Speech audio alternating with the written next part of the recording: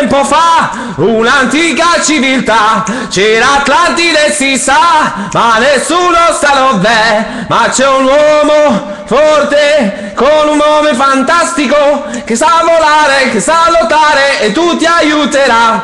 Fantama, giustizia lui farà. Fantama.